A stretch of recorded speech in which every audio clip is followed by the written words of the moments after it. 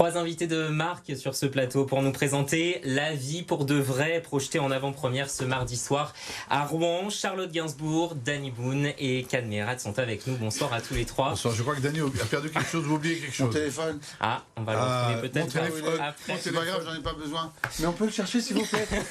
Bonsoir. Ce trio, il a marché tout de suite entre vous. Danny, Ce trio, il a marché on est à tout la de suite télévision. entre vous. C'est fou. Non mais est-ce que c'est avant la sortie, c'est horrible, on est super tendu. Je perds mon téléphone, je pense que j'en veux plus en fait. Je veux plus de mon téléphone. Mais tout va bien se passer, on va le retrouver. Non, je suis content d'avoir perdu. Ah bon ? Pourvu que personne ne le retrouve. Alors, ce trio entre vous, ça a marché tout de suite ? Dès qu'on s'est vous connaissez bien, mais Charlotte est arrivée après. Ouais, je suis arrivée après. Enfin, au début d'après quoi. Il y a eu, oui, elle s'est très très bien intégrée à notre duo, qui est devenu un trio. Vous confirmez ?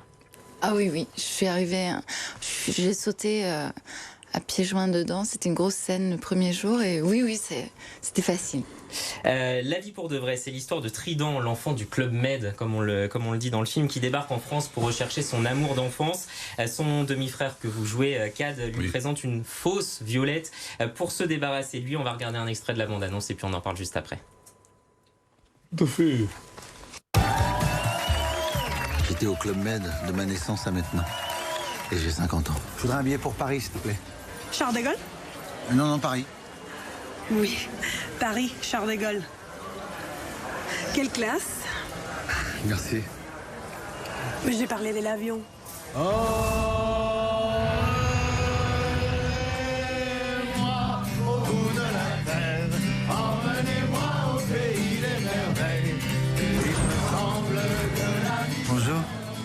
Bonjour. Bonjour. Non, c'est pas moi. T'es un ? Ouais, je suis tout seul. C'est ma première fois à Paris. Et qu'est-ce qu'ils ont à courir comme ça ? Ils se dépêchent pour la douane. Pourquoi ça ferme ? Et voilà, ça ferme. Merde. À quelle heure ferme la... Par ici, allez-y. Merci.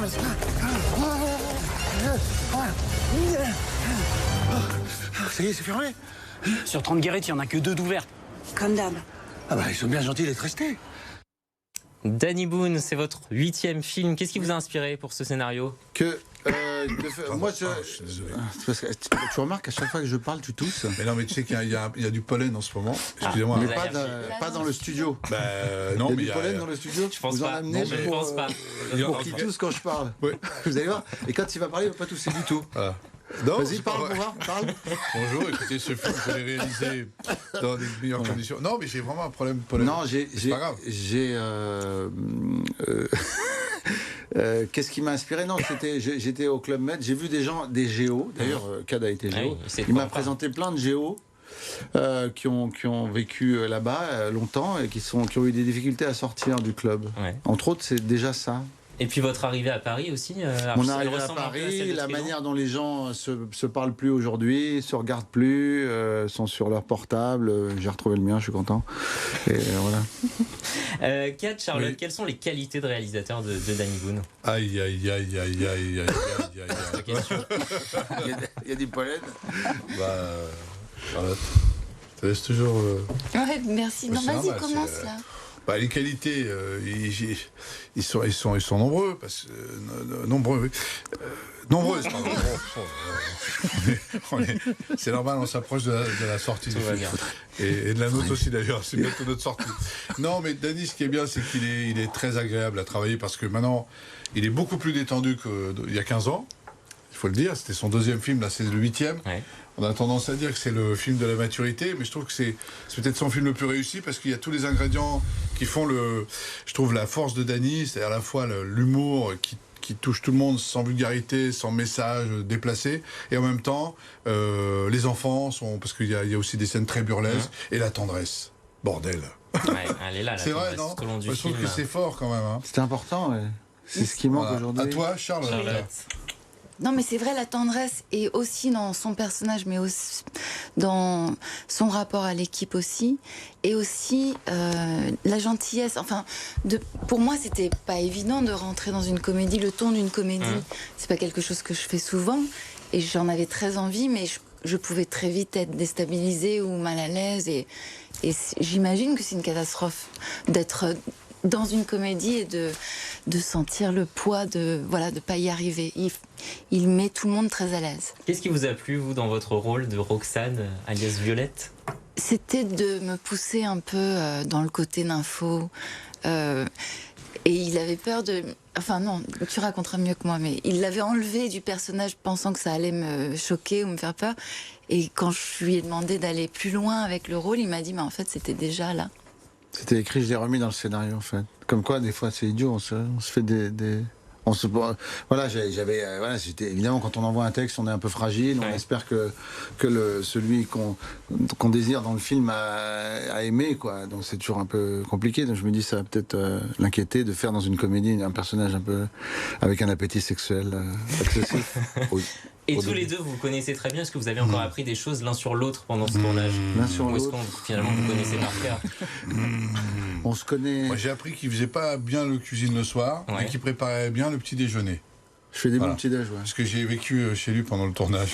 Vous saviez qu'il chantait, on le voit chanter dans le film. Ah oui, mais il chante, il joue. Attendez, moi je l'ai vu là. Son premier spectacle, il joue du piano, il est pendu à je sais pas combien de mètres de hauteur. Il joue de tout, il joue tous les instruments pratiquement, c'est vrai. C'est un artiste complet en fait.